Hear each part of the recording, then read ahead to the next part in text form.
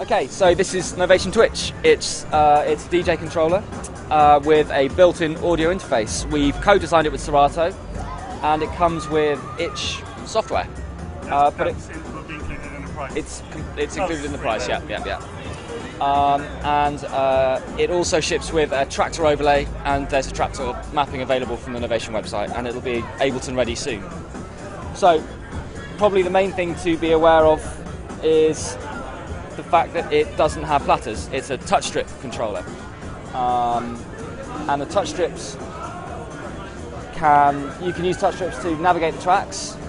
So you swipe backwards and forwards. If I set the track rolling, you could theoretically scratch with it if you put a finger there. If I stop it, put a finger there, you can kind of. It's not a scratch DJ tool. It's more something for the kind of controllerist. So you can use the touch strip to do that. You have drop mode, which means you have the entire track laid out on the length of the touch strip, and you can drop into a different part of it, find out where you want to be, and just set it rolling.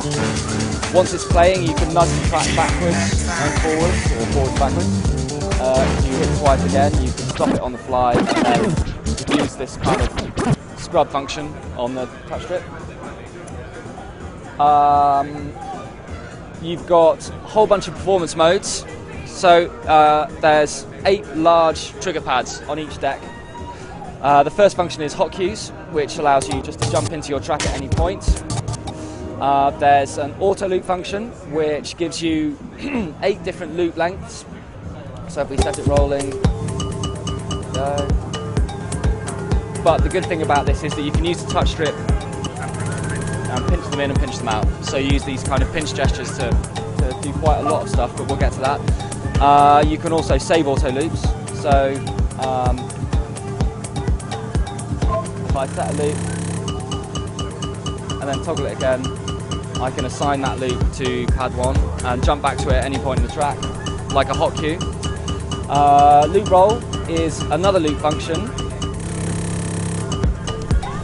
but instead of just stopping the track in its current place, you hold on to loop, and as soon as you let go of it, you rejoin the track where the tape head would still be if it continues. This is a function that Serato had embedded in their software for a little while. And perhaps most interesting is the slicer mode, which kind of divides your track into 8 equal slices and runs through them in a step sequencer style. Okay. So you can grab a slice and you can restart it at any point. So if for someone who's maybe used to like a DAW, it's a bit like slice to MIDI and then you can punch the sections off. Very much so, but the whole idea is that it's a performance feature, so it's on the fly, and you can sort of take your music and create different grooves in real time and chop it up. Yep.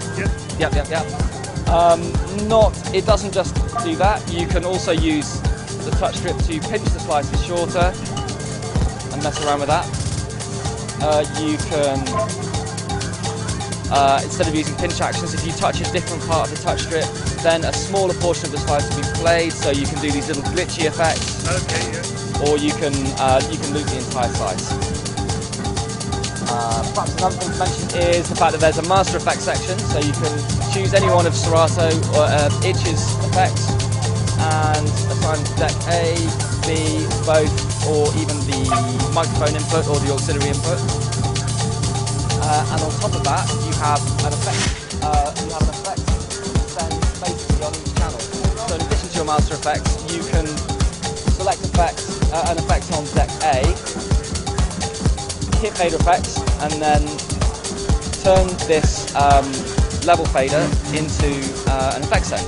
Okay. So you can have, for example, like a high pass filter on your master effects and a delay on your fader effects, and do sort of quick tricks.